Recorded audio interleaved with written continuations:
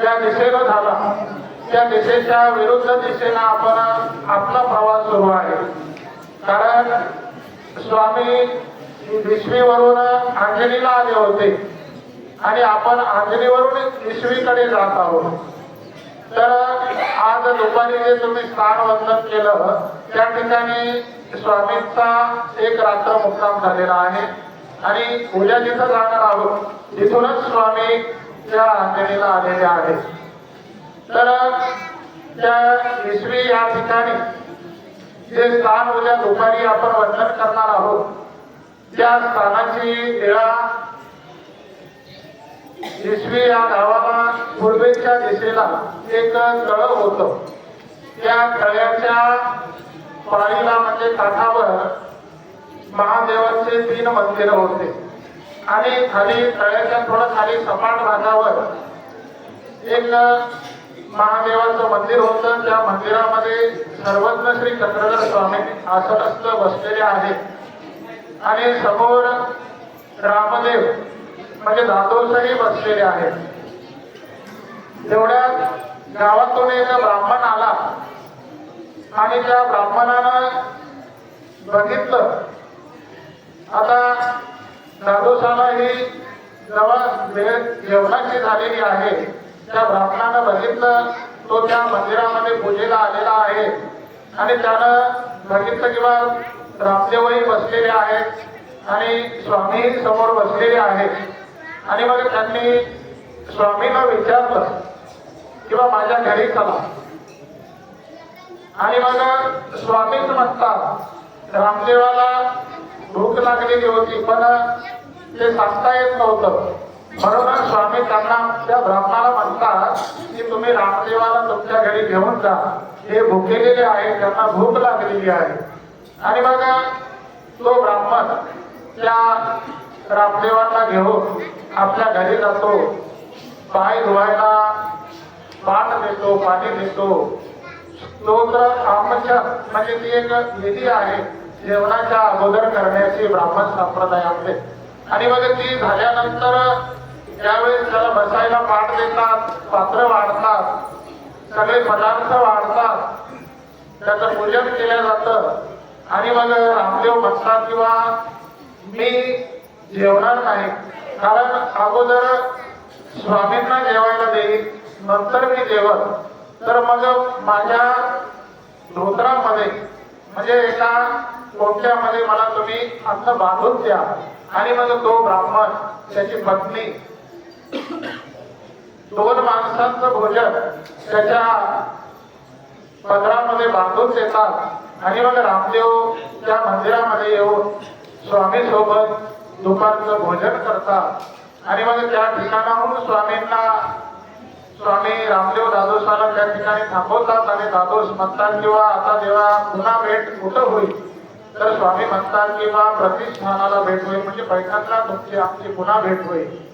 ही लीला त्या विश्वी या ठिकाणी घडलेली आहे. तर बंधूंनो सांगायचं तात्पर्य या लीलेमागचा हेतू तुमच्या लक्षात आला पाहिजे. कारण आपण ज्यावेळेस स्थानवंदन करतो ती स्थानवंदन करत असताना त्या ठिकाणची घडलेली लीला त्या ठिकाणी ज्या आधी लिहिलेल्या असतात त्या वाचल्या पाहिजे. आपल्याला वाचन येत नसेल तर दुसऱ्याला विचारलं पाहिजे. आसनस्थान असल, वसतिस्थान असल, भोजनस्थान असल, लघु परिश्रय दीर्घ परिश्रय हे कशाला म्हणतात याची तुम्हाला ओळख झाली पाहिजे. आणि म्हणून त्या स्थानवंदन करत असताना तिथंचा बोर्ड वाचला पाहिजे. आणि मग आपण त्या स्थानाला विडा अवसर करताना त्या ब्राह्मणाच्या अन्नाचा जसा स्वामींनी स्वीकार केलेला आहे जसा त्या ब्राह्मणाचा योग घडून आला होता.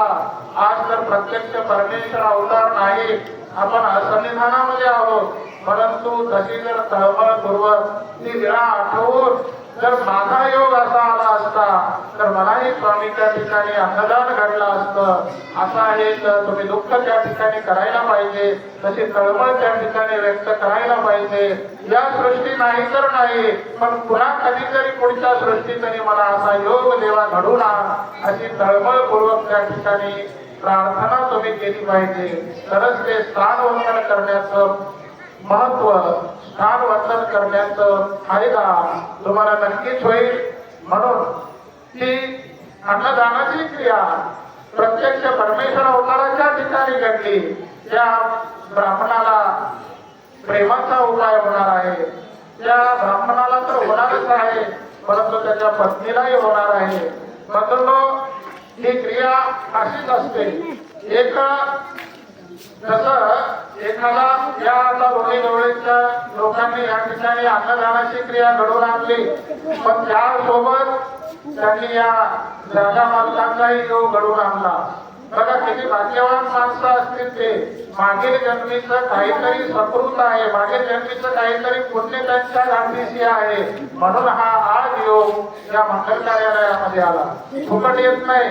एवढे साधू, एवढे संत, तुम्ही काही त्यांचे पावले नाही, आम्ही काही त्यांचे सोयरे नाही, परंतु एक धर्माच्या नात्याला आपण बांधलेलो आहोत. आणि म्हणून त्याचीही उदाहरण करणारा ही नवीन जागा असून आपल्याला दिली आणि आपल्यालाच नाही, येणाऱ्या प्रत्येक पदयात्रेला ते देणार आहे असा त्यांनी एक संकल्प केला.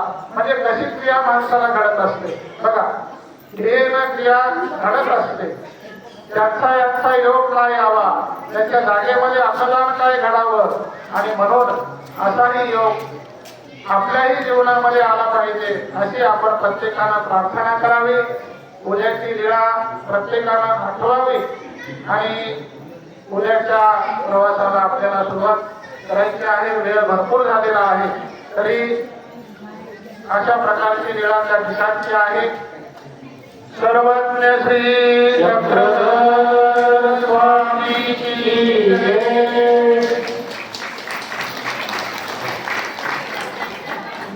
स्मरणनिष्ठ मंडळींना सूचना आहे, आपल्या पदयात्रेत भरपूर स्मरणनिष्ठ मंडळी आहे, त्यांच्यासाठी सूचना आहे. कोणाला जर गाठी लागत असेल गरज सांगायची, झोप द्यायची. आणि दुसरी अशी महत्वाची सूचना, दोन्ही वर्गात नाही,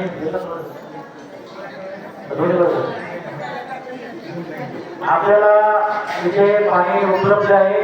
फक्त महिलांसाठी आंघोळीची परवानगी आहे. हे जे नळ या साईडला आहे त्याचा आगळा विभाग महिलांसाठी राखीव राहणार आहे. सर्व महिला हे आपले आंघोळ करायची या ठिकाणी. पण पदयात्रा रोजच्या टायमाला म्हणजे 7 वाजता निघणार आहे. 7 वाजेपर्यंत आपल्याला जे कामं आठवायचे ते या ठिकाणी फक्त महिला बघा. पुरुष मंडळीला परवानगी नाही. पुरुष मंडळी आपण आजूबाजूला कुठं करतात, मात्र महिलाला कुठेही भेटलं नाही. त्यांना वशिल्याने किती ती वेगळी गोष्ट. आणि आज सकाळपासून त्यांच्याकडं शिवाय बोराळे येथील सद्भक्तांना सूचना आहे, आपण स्वयंपाकघराकडे सर्व तयारी झाली का बघा. झालेलीच आहे, पण महिला वर्ग प्रथम पाळ घेण्यासाठी जे भजनाचा टेम्पो आहे त्या टेम्पोपासून तिकडे जायचे, त्या कोपऱ्यात तिथं सर्व व्यवस्था आहे. प्रथम पाळ महिलाचं. चला दंडवत प्रणाम. कोणाच्या गाठ्या राहिल्या त्यांनी ओळख सांगून घेऊन जाणे.